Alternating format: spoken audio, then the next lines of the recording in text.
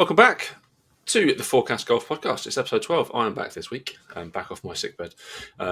Joining me is Dave. Are you all right? Yeah, good, mate. How are you? Yeah, I'm good. Glad to have you back. Because last week I did introduce this podcast as a First and 10 podcast. So yeah, good to have a bit of professionalism, in the room. Literally, the first thing I did was like, Dave, no mate, it's the Forecast Golf Podcast. We did do that for a long time though. Yeah, it's a bad start, but yeah, glad to have you back. And Craig is back. Craig's back in the country. How was Italy, Craig? Look like you're having yeah. Wow. What can I say? Food was good. Yeah. That's probably where it ends. Weather was great as well. Yep. Ruined my passport. Managed to get back in the country, so that's fine. I've got to get a new passport now. I think, to be fair, I think I'll probably be fine with it, but it's not worth the risk of not being able to go on a holiday, right? So yeah, not ideal, but yeah, glad to be back. Very, very much glad to be back. If anyone from my company is watching, it was an amazing course. Really enjoyed it. Really, really good. Would do it again.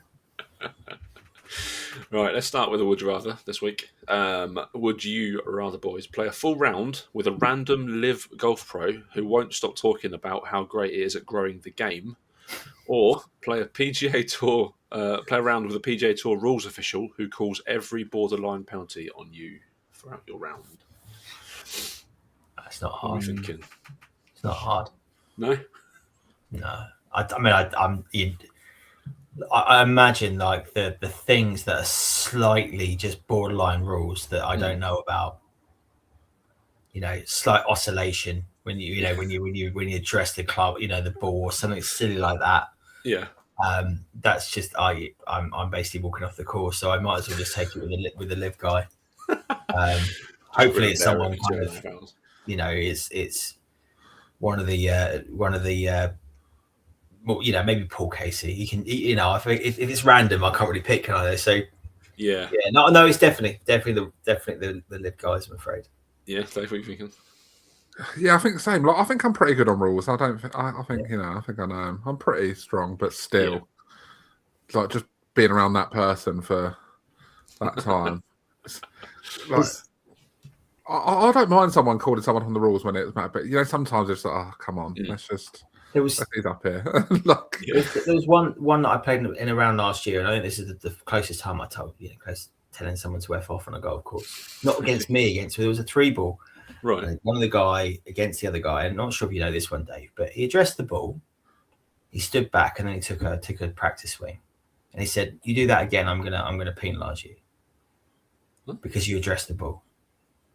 And he said, "Because for all I care, you've just whiffed at one." It's kind of like, mate. I think he's got that wrong. I don't think that's a penalty. I think you can back up. And that's what I mean. But that kind of thing, regardless of what it is, like the guy didn't know any better. Did not know any better. But yeah, he called him on it. And he is this guy. He does do this a few times. We've had a few instances where he'll say that was a rule, and that's just not for me. Yeah, there's got to be a bit of common sense, I think. Yeah, like because I think it's a problem with golf. Like obviously, we've gone from just a quick, what would you rather do question this, but I think it's a problem with golf where the rules are just too complicated for people to actually know them. Like there's so many rules that just don't make loads of sense. They're not necessarily like the obvious answer, and until you've actually played a few rounds and probably more competition rounds with people who, like a lot of people will just play with their mates for the first few years they play and things, and then you almost come up with your own little rules, don't you? Like with drops and things like that, where then you play with someone and it's like, oh, that isn't the rule. That's drop for 4. That is it? Yeah.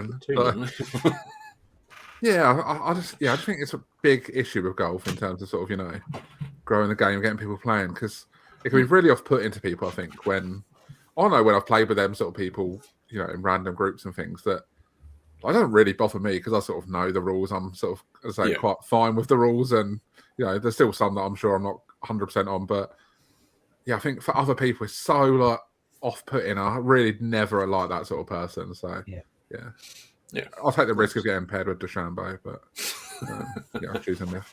Well, he's not Liv golfer anymore, he's a YouTube golfer now. We'll come to him later on anyway. I've got my little YouTube segment later on where I want to talk about Bryson. Craig, let's talk about your round. You had a round this week, and you had a very nice score.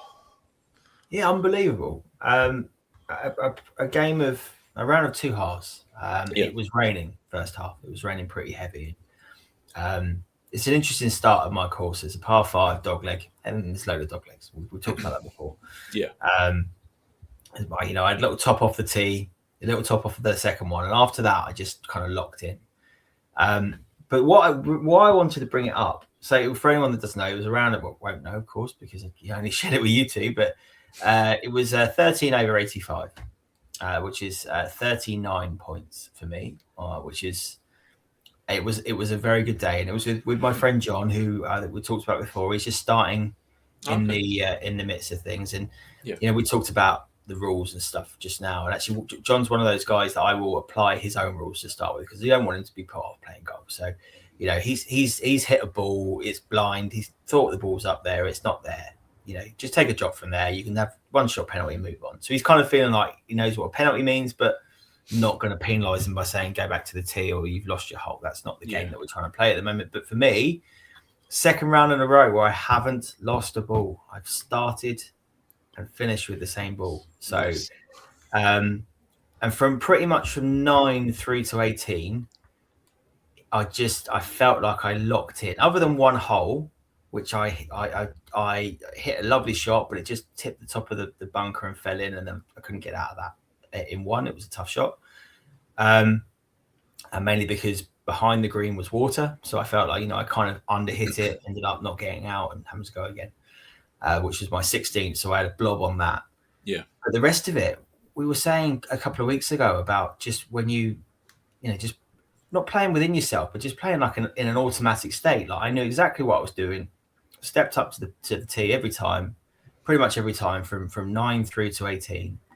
And just hit the shot I want to hit. And the confidence factor in that was huge, and completely unlike me. Just felt like, I'm going to stand up, I'm going to hit it down the middle, and then I'm going to hit the middle of the green. I'm not going to look at the pin.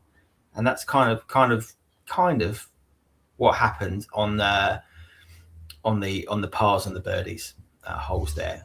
The bogeys were, sometimes it just kind of fell off the edge, and the speed of the greens at the moment, the speed obviously chipping on and things like that kind of let me down a little bit. But the rest of it, honestly, one of the best rounds of golf I've ever had. I really enjoyed it, and I've broken 80 before, by the way. This felt 4 over back 9. That's a really, really, for players of our level, that's a really, really good back 9. That is. And I think about probably 2 shots on 16 that I probably gave away. So it's a 38 back. I'm very, very happy. The moon with that.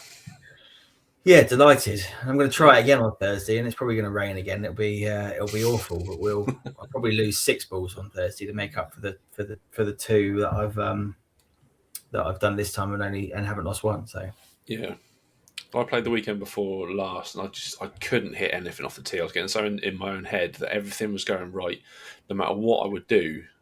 It wasn't going massively right, but it was just drifting every single time. And I just couldn't get out of that mindset, and really frustrated with myself at the end of the round. And that's a big part of it. Like the confidence factor is that if you think you're going to do it, you're going to do it. Yeah. And that's why, with this, the opposite. I was kind of like, right, no, I'm going to hit this down the middle. I'm going to make sure that I'm swinging well, I'm rotating the hips, all that kind of stuff. But not thinking too much. That was too well. 2 things I did: rotate the hips, commit to the swing, and the rest of it you didn't think of. Like I think about all the little things about mechanics that can go wrong. Just don't think about it. Just hit the ball. Just got into a flow state. Yeah, and the 18th at Slimfold is a dog leg, long par 5, but you've got a big wide fairway to hit. But down the right hand side are oak trees. So you've got it, and then you've got a gap at the end. So you've got to kind of hit the ball 280, 290 to get to the gap, and then you've got a shot on.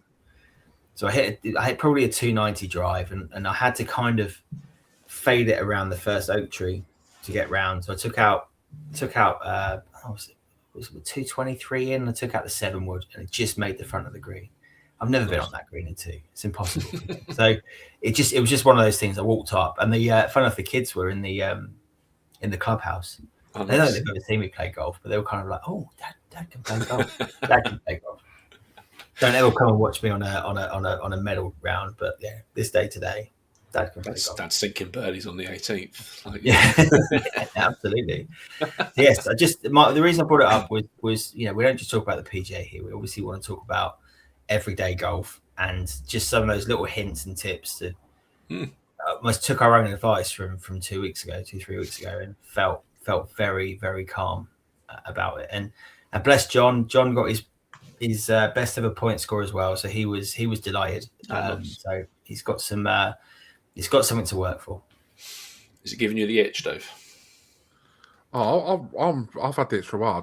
I'm still struggling with it. It's still just every time I try and ramp it up a little bit, my ankle just isn't playing ball still. Injuries are the worst, aren't they? You just can't. It's annoying. And so I think I said before, where it's my left ankle and all the pressure sort of goes onto that side. Yeah. And I'm not like Scotty Scheffler, move my feet bad, but my feet aren't still, I wouldn't say, as I'm hitting the ball. So they do move a bit. Yeah, it's just, I don't know. I tried swinging the other day and just did not feel nice. I don't know. So that's a little bit in my head as well, because I know I've had it before and I've had knee injuries and stuff that it's almost in my head that I'm almost more worried about than is a problem. But I don't know. This at the moment it is still a bit of a problem. I've tried to go out running the other day, and that did not go well and stuff. So, it's soon. Yeah, I hope so. But it's so annoying because I don't love playing a buggy and stuff. And I could probably get away with, playing a buggy and taking the walking out of it just to make things a little easier. But I don't love playing in a buggy. Part of what I like is getting out and having a nice walk and stuff. I don't mind having a buggy sometimes, if you're just having a quick 9 holes or something in the evening. But on the whole, I like having a walk and. That's part of it. It's the exercise. Yeah, it's the exercise aspect. Yeah. So I was saying to John at the weekend, because he was like, "Oh, we're not getting buggy." He was like, "Buggies are a weekday evening job, and you've got to try and get 18 in 3.5 hours." If you're at a weekend, you walk. You get your 15, 16,000 steps in, maybe more if you're not good at golf. But that's the point of it. You get out, you get fresh air, get the walk on, and that's what trolleys are invented for. I love trolleys. Yeah. I think as well, if you play a weekend with a buggy, all you end up is just the arse of the people in front, where you're just going to be that bit quicker than them as well. Exactly. They really don't help on that front. No. And I say for I've got them, they just don't help. The last time I played, there was a group of 4 in front of me, and they all had a buggy each. Just what are you guys doing?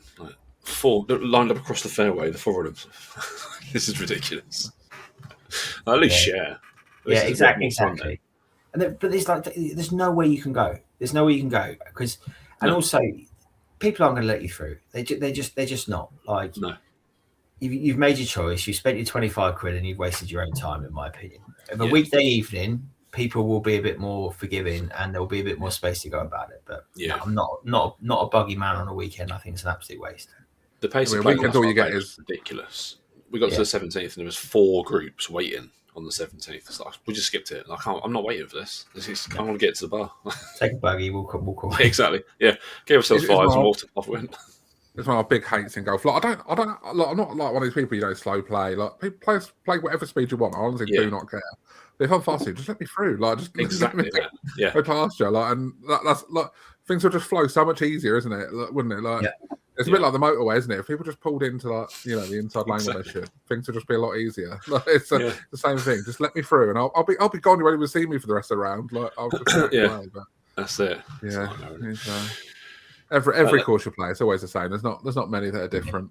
No. Always the same. It doesn't matter where you go, does it? I guess. Pace play was pretty good at the Truist Championship, though. Looking out for a seamless link. Christopher Roten. That's how it was it? Amazing. Christopher Roten won the $3.6 million prize for finishing first. Højgaard had a very decent round. This is the first time I've seen him trouble the top of a scorecard for a while, finishing tied for second with Ricky Fowler. And that poor Matt Fitzpatrick's younger brother, not very good at golf himself, just lowly 4th place he finished. Just shy of $1 million. Would he? Yeah. Ridiculous. Yeah.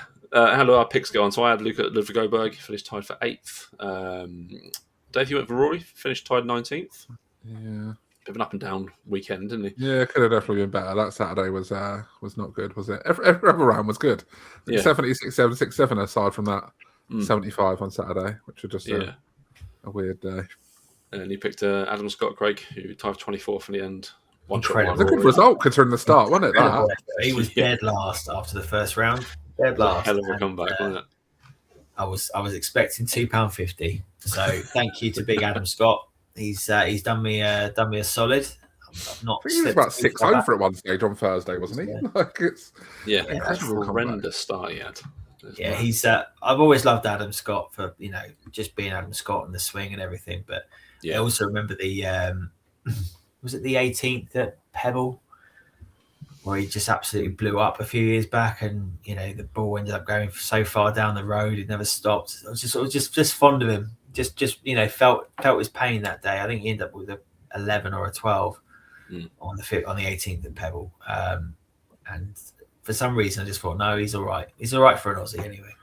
Do you reckon there's anyone that doesn't like Adam Scott? He feels like one of them players that's just universally liked. I don't really know anyone. I'm not saying he's everyone's favourite particularly, but I feel like nobody dislikes him, does he? Do they? No, I've never heard anyone say dislike Adam Scott. No, I don't think you can do. He seems a genuinely nice guy. There's probably not many of them players out there, is there, these days? There's probably not many. In this day and age, people, at least someone, doesn't have a strong opinion they dislike them. Yeah, it's a pretty good place to be, that, to be fair. Yeah. Is there a more informed golfer coming into a major than Cameron Young? He finished tied for 10th in this one, but he was troubling the top again for the scorecard. Wasn't he? I don't think so. Playing very well, isn't he? Yeah, he is. He's looking very, very strong. Did you see the point where he actually called a rules official over because he addressed the ball and the ball moved ever so slightly, so he gave himself a one-shot penalty for that as well. Amazing. I mean, he probably didn't even break a frown either. His heart rate went up to like 69 or something. Deadpan. It's a point. There's a shot. Smashed onto the ground. Yeah, that is. He's brilliant. I think he's brilliant. Watching the full swing with him on there and some of the things, I kind of felt, like I learned a little bit about him as well. So I think he's a good player. He's had such a good year. He's one of those weird guys that never makes any emotion. But I don't. What do you think to his swing? He stops, right? The stall at the top. I really like it. I don't know why. I've tried the pause before. I like it. It's one of the things, like I've never really had the confidence to properly try and do it. But when I try to do it, I really feel like I swing well with it. It's sort of because one of my issues, I can tend to rush it a bit between the backswing and the downswing. It just sort of takes that away from me. So it does sort of suit me a little bit, the pause. But yeah, it's sort of quite weird and feels strange. It's I mean, I need rhythm. I'm quite a rhythmic golfer. I feel like that when I'm playing well is when I feel like I'm flowing up and down pretty even. I haven't got a full backswing. I think if I did have a full backswing, I'd be hitting it a long, long way. But I'm a bit of a John Rahm punchy backswing. But not trying to compare myself with these absolute legends of the game, of course. But I have thought about what would happen if. What would happen if? Because I mean, so Hideki's the same, isn't he? He's got a similar funny kind of. Yeah. Who's the guy that's got the really slow backswing? Is it him? Creature. Yeah. Those kind of things where you just like. I like a quirk.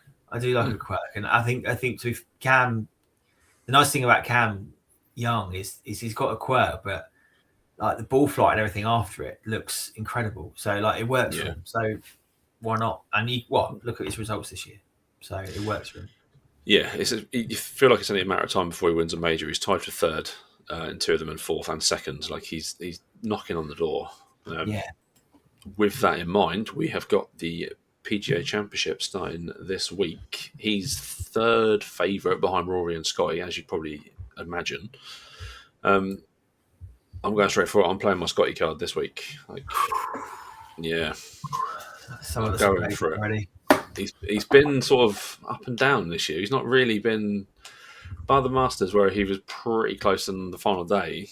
He's not really been there or thereabouts. But I'm going to go for it now. It's a major. It's where he shines normally, so I'm taking Scotty. Dave, any thoughts on this one? Who are you going to go for? It's a hard one because I do like course form and things like that. You know, when I look at these, and I think the last tournament here was 2018, the PGA Championship. But this is the weird one, isn't it? The weird name for it. The Arrow. Yeah. Whatever it's I think it was. So looking at it now, Keegan Bradley won, but like the top 10 is filled with like players that are going to be here this week. Justin Rose, Billy Horschel. I don't know if Horschel's playing or not. He was injured, wasn't he? He was still playing. Schauffele was up there. McIlroy, Tiger played that week, which big one. Webb Simpson, Ricky Fowler. Good finish last week. He's obviously played well here before. Fleetwood, Finau. They're all in the top 10 last time it's played here, but it's a tough one. But yeah, I'll just make sure I haven't picked him yet. I'm going for Mr. Big Shoes himself, Xander Schauffele. Brilliant. He obviously played well here last time it was here, which long time ago. So I'm not taking too much from that, but he's just that player in a major, isn't he? That I think you can rely on him to. He should score you. Play well, even if he doesn't win, he's sort of going to do okay, isn't he? So yeah, I'm going Xander Schauffele. I don't feel great about it because I think the PGA is one of the hardest ones to pick in a lot of ways. Because especially going back, it was a tournament that the course was set up a little bit softer and stuff. But I don't think this is going to be that way. I saw McIlroy said there's basically no strategy off the tee. I think it's just a get up and blast it kind of course. I don't really know the course at all, to it. I don't remember it from. Yeah, Rory's quote is bash the driver and figure it out. Yeah, which maybe that means it's Bryson course. I don't know, but. Yeah, I'm going Mr. Big Shoes. Okay, great. So I mean, I am denied about this, and I thought, do I go with Michael Block? The guy that managed to pee everyone off a couple of years ago when he got that hole in one with and started saying to Rory, "Was it in? Was it in? Was it in?" I was like, no, this is an opportunity here. And then I went back to our first ever episode and thought, who did I pick that day? Okay. Who did I pick that day? And then I thought, I wonder if anyone else is going to pick him. And then I realised it's Bryson DeChambeau and no one's going to pick Bryson. It's not really Dave anyway. So I'm going to go, rightly or wrongly, I've only got 3 opportunities to pick him this year for anyway. Yeah. So I'm going to go with Bryson. Okay. This week. And my reasoning is sound, although I imagine there's a lot going on in his head right now, YouTube, etc. My rationale is that I think if he drives like he drives and keeps it straight, I think there's not many people that are going to keep up with him on this course. That's my. He's been paired up with Ricky Fowler for the first round, and Ludwig Oberg, so it's an interesting threesome. Yeah. To this day, there's no one I want to see win more than Ricky Fowler. Oh, love Ricky Fowler. Oh, love Ricky. My wife, she watched some of the Truist the final round, and she was like, "That man dresses in a lot of orange, doesn't he?" Like, yeah, he's kind of famous for that. Yeah, she'd never seen him before. We don't see it so much, but I still remember going to like Wentworth and places like that for like the PGA, just seeing all the kids, like anyone under about 16 was just dressed up in orange, or they had a big orange Puma cap or something. Like, it was crazy, like how popular he was for a while. Obviously, he's dropped off a little bit where he's not played quite so well, but I think he's definitely playing better. I think he's playing as good as he has in quite a long time. I know he didn't quite get going in last week, but he did well. Yeah, did well. Yeah, he was on a string of birdies in the final round. It was weird last week. There was a lot of good stories, wasn't there? And then it probably, no offense to old right-hander, we say his name, probably turned out to be the least interesting of all the stories that are possible at that final round. Even though he's quite a good story in his own right, but his billionaire father and all that, and all these things. He's quite a generic Scandinavian golfer, isn't he? Unfortunately, you're right. He's got a good story, but like Fowler, Højgaard would have been a good story. Fitzpatrick obviously would have been probably the best story of all. Yeah, Spawn, Fleetwood. There was a lot of players sort of in and around, weren't there? That would have been really interesting, and then ended up with that one. But Some of the other pairings for the first round, you got Jordan Spieth paired with Jon Rahm and Rory. It's an interesting group. Justin Rose, Matt Fitzpatrick, and Scotty Scheffler as well as another group. Justin Rose, can we talk quickly about his drop off since the McLaren Club change? Yeah. I mean, it could just be coincidence, but it could. Not great, is it? No. That first round, was it like it was like his worst ball striking round, like by strokes gained or something, like in a long time and things like. Yeah, it's not a great advert. It's really weird for him to do it, isn't it? Like, I think we said this at the time. It's a bit weird for him to do it anyway. Like, especially like midway through the year. Like, why wouldn't you do it when you have like? There's times in the year where they don't play for a good, 3 months, or they'll just play like the odd tournament here or there. Like, why would he do it at like the start of or like mid-April? It just does not make a lot of sense, does it? But get the mask out of the way. But I don't know. It is a weird one. But I mean, if we said the rumours are correct, he's got some skin in the game. He's getting on a bit. Although I think he's still at the peak of his powers. Yeah, taking an opportunity, and you can't blame him for that. No, it's not a whole different situation to the older lads going to live in the end, is it? Like your Graham McDowell's. Just get that paycheck in the end, doesn't it? But yeah, really, like take the money when you get it, offered it. Like, it's hard because it does still feel like he's got plenty left in the tank, doesn't it? But I do understand why they would take these deals. But do we know much of this? Maybe he'll find it this week. Hopefully. Do you know much of this course? Did you say it scored quite low previously, Dave? Is it? What's that? Sorry, I didn't hear that bit. Sorry. This course, I'm looking at the sort of records. Tommy Fleetwood's hit a 62 there twice, so it's going to be a high scoring event or low scoring. I really haven't seen a lot about the setup and stuff, but I'm assuming it's like with the comments, there's not loads of high rough and stuff. And I mean, the BMW in 2018 was one with 20 under, but there was tons of players like 60. Like to be in the top 10, you had to get to 16 under, so it was a lot of low scoring. So I wonder if we'll see a similar this week. Is there any odds on like what the finishing score might be?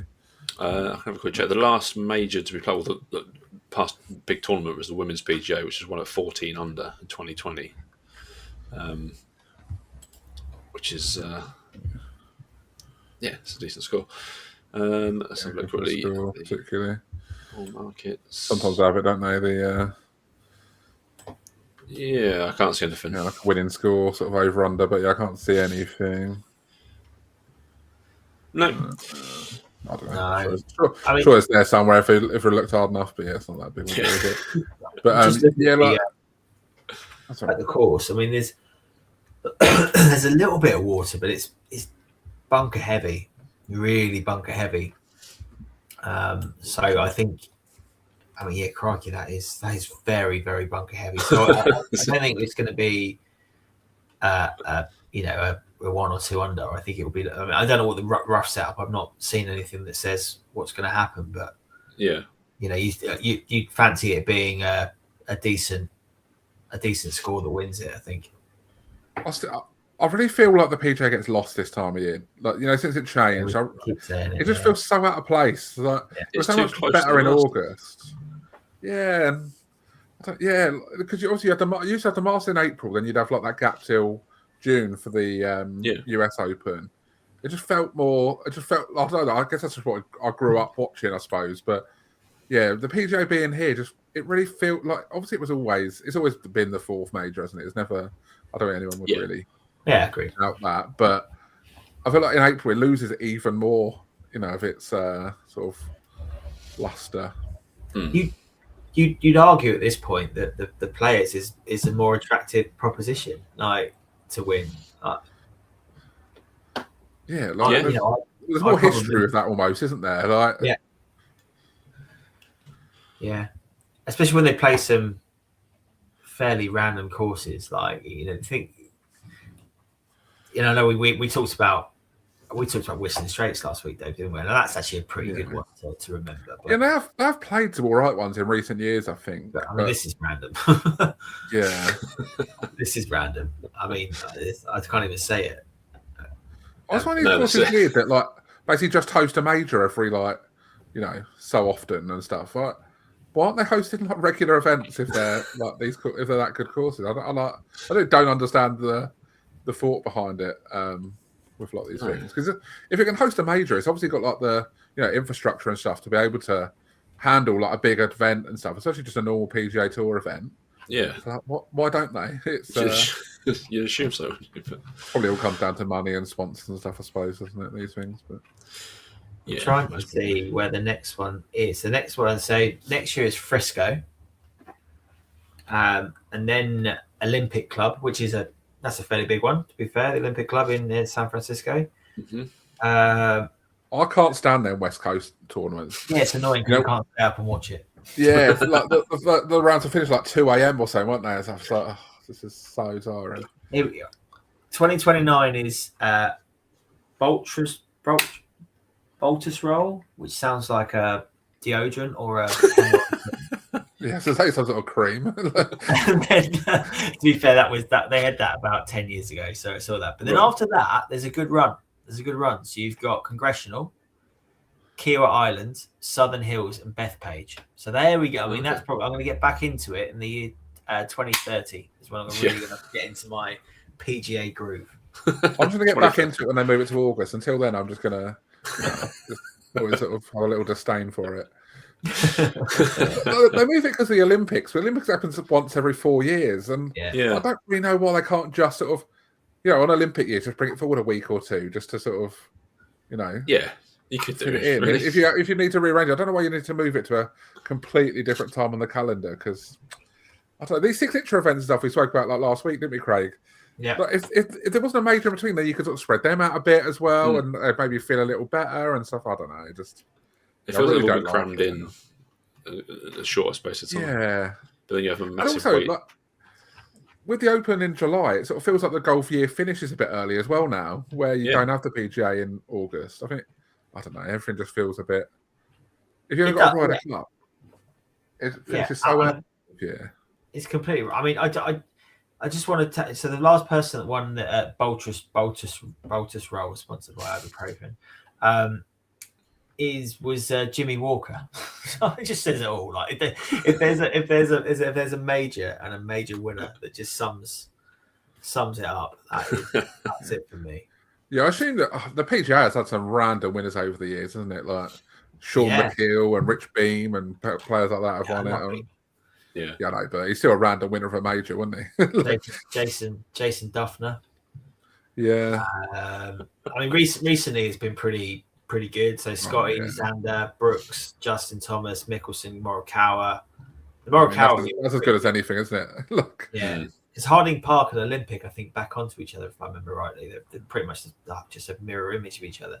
Koepka, Thomas, and then it goes random. So you Jimmy Walker, Jason Day, Rory. Dominated by Americans, isn't it, for a long time? Duffner, Keimer, Yang Yong-un. Yeah, he was one of Tiger's ones. He should have won that one. Yeah, Padraig, and then you're back into the good lads after that. But then Sean Michelle, is it? Sean Music. David Toms. Like there are some random guys. Wow. David Toms was at Olympic Club, I believe, wasn't he? I remember that one. Oh.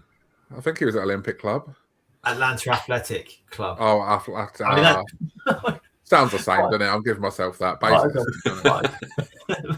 as well play at Slimfold Golf Course. Like, that's what I mean. This is why, for all these lovely courses we've got in here, and I can see some really good ones. Whistling Straits, Medina again, like these Valhalla, some great areas. And then all of a sudden you just get this, the Atlanta Athletic Club, Boltus Roll.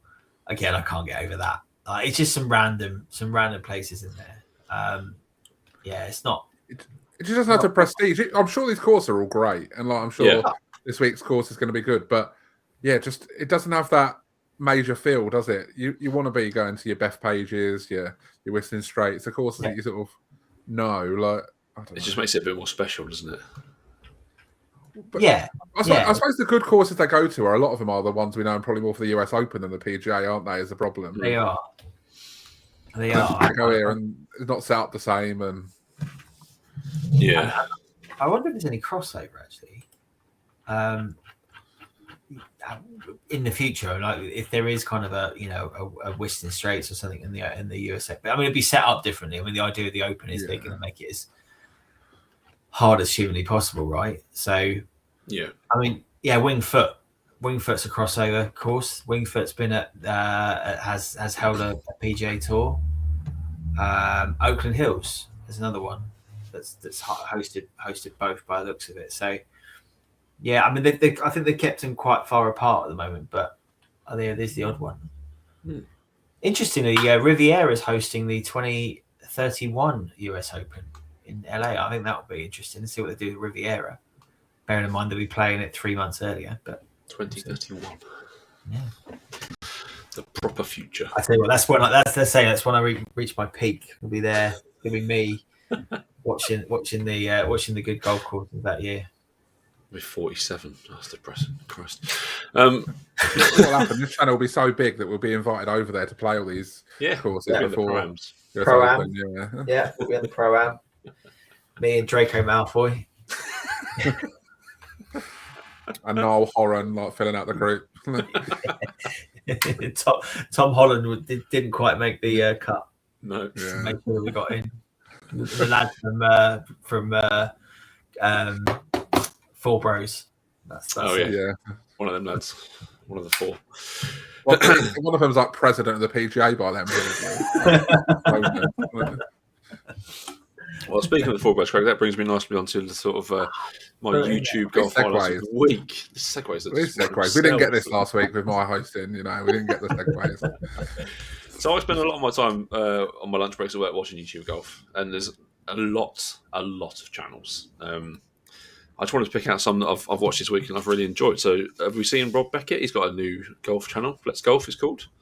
I actually don't mind some of the bits I've watched of it, to be honest. It's very obviously very casual, but where it's all about someone basically starting out golf, it's actually I found some of it quite interesting, to be honest. Yeah, it's very relatable to new starters and people that are high handicaps. Seeing him duff at the top of ball 3 yards, we've all been there. Maybe not you for a while, Dave, but we've all been there at some point. I don't know. I'll still duff. I'm trying to think the last time we did that, don't No, I'll definitely still duff them. Yeah, I'm probably just better at dealing with the consequence of that duff is the difference. But he released a video this week where he played 9 holes and answered 18 questions for his subscribers, which was quite fun. He's a funny guy anyway, so that's a good one. Bryson's back. He's back on YouTube. His first video since the Masters. I don't know if anyone's watched this yet, but he tries to break a course record. He doesn't succeed. He finishes 3 under. But the Masters seems to have broken him. He cannot putt at all now. He missed everything. Tell that now. Great. He missed everything from within sort of 6 foot. Just everything went left. He just pushed them. He pulled them. Yeah, it seems to have broken him. If he's going to make a living out of YouTube golf, he needs to learn to putt again, I think. Grow the game of putting. He needs to do some specials with him and Garrett down at the mini putt and stuff like that. Some crazy golf videos. I genuinely don't understand Bryson's putting stroke. It makes no sense to me how he putts. Straight arm thing, rigid and yeah. It obviously works for him, but it's just so unnatural and so. I don't know. I still think there's every chance he'd putt better if he just went to a normal putter. Same as normal. Have you ever used one of the longer putters? Yeah, so I used to have a belly putter that I used as a bit of a training aid. I've never used it as an actual. It's never made its way into my actual bag. But yeah, I used to use a belly putter. I really I don't know, for whatever reason, which really helped my stroke. Right. But yeah, I've tried the arm lock putter, and I genuinely don't understand how to hold it. I can't physically do it. It just does not make any sense to me. Fully straight left arm up the arm, and I honestly can't hold it because over the years we've had all sorts of putters come through. I really do like a broom handle putter. I could properly get into using a broom handle putter and go full Bernard Langer, but just Craig don't look convinced about that. Honestly, when I have it, I honestly feel like I can't miss from 10 foot and in. It's just the long putts get hard with it. But yeah, I could never bring myself to actually put it in the bag. I don't think. But have you got any in the shops when we do get our rounds in? Can you bring one with you? Yeah, I don't think we got one anymore. Like, because Odyssey a few years ago sort of brought out all the different like lengths of putters and stuff. So we had them back in, but you have to like order them special and stuff. Not hardly anyone makes them just as a thing anymore. But they're honestly, if you ever get a chance to try, give it a go because anything from 10 foot in is so hard to miss. I think it's just so easy to get it online.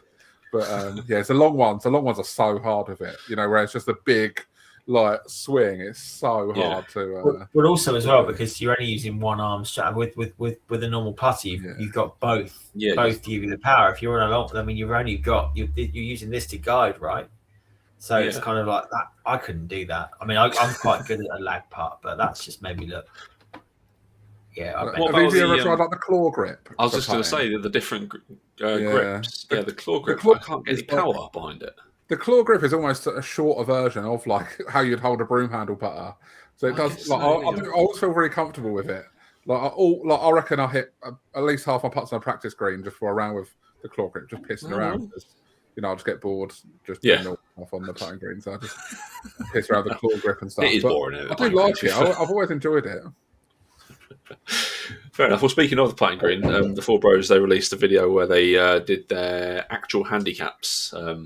If they're lying about their actual handicaps, and turns out they all are, bar one of them who was within the actual handicap range. The rest of them all lied about their handicaps. They claim to be 4.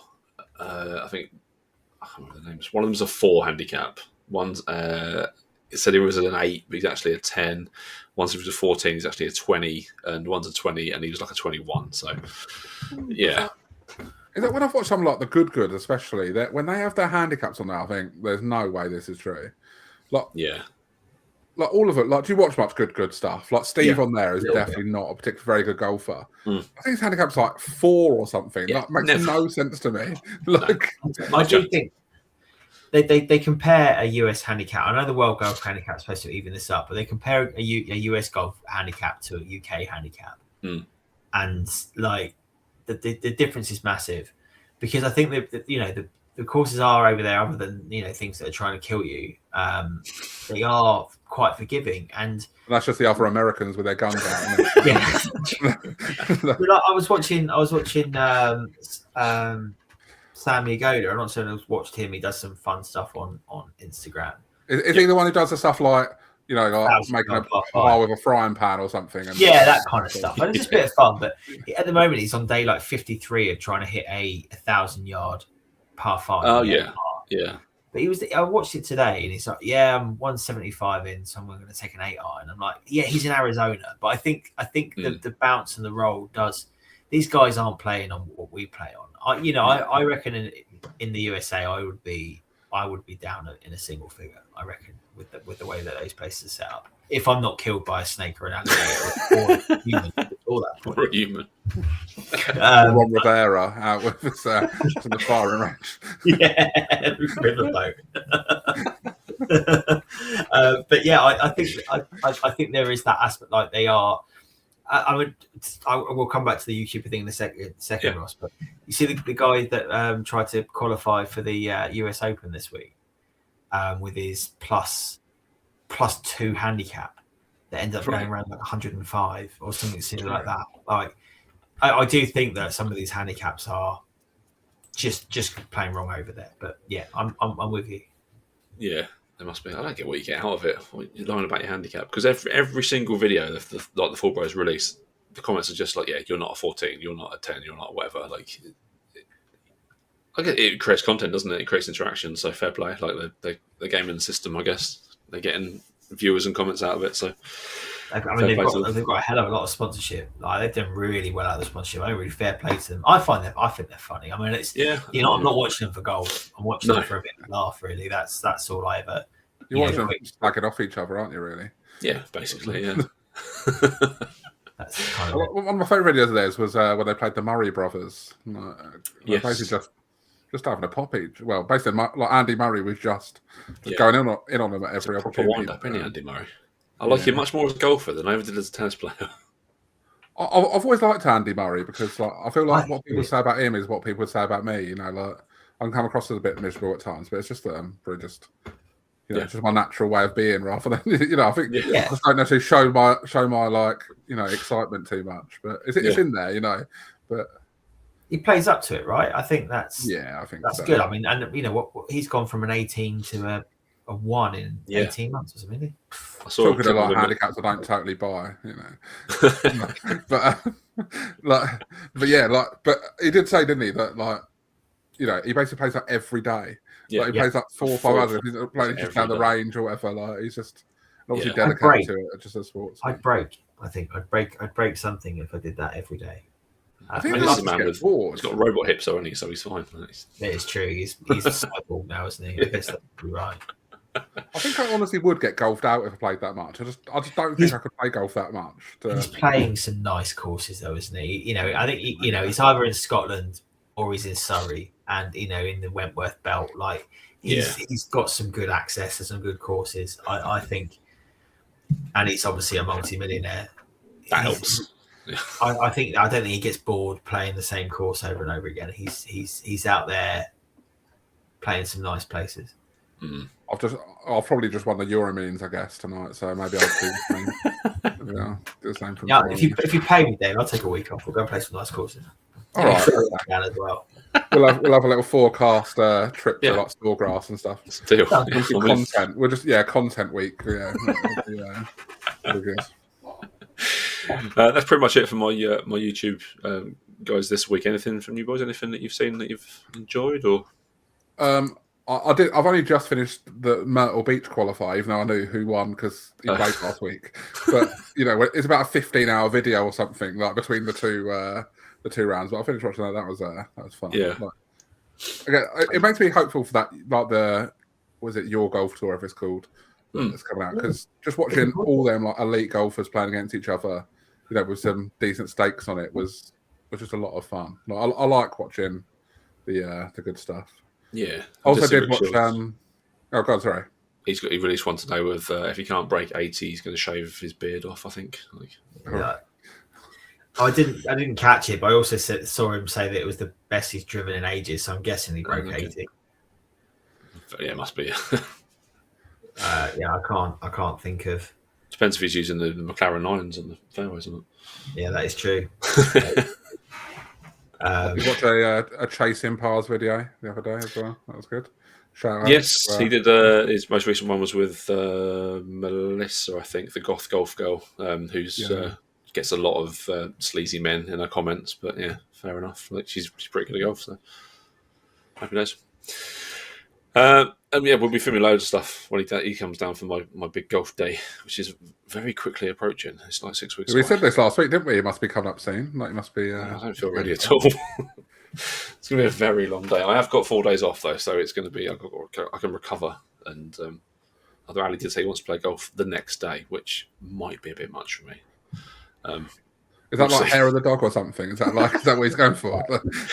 Well, he's planning on driving down on the Sunday. Playing golf on the way down, finding a course on the way down from Scotland. This is a 9-hour drive to my house, literally at the bottom of the country. Playing golf on the way down, playing all day Monday, and then wants to play Tuesday and then drive back Wednesday. He's a real maniac. There's a word for that, Dave. Periodization. Yeah. So that's an Arsenal football joke. He is going to end up like Bukayo Saka, just injured all over the place. Shame for Ali that his golf career is going to be cut short by Mikel Arteta's methodology, but here we are. Yeah, you've won the league anyway. You're all good. Anyway, that's probably it, boys, for this week. Where can people find you on Twitter and social medias, Craig?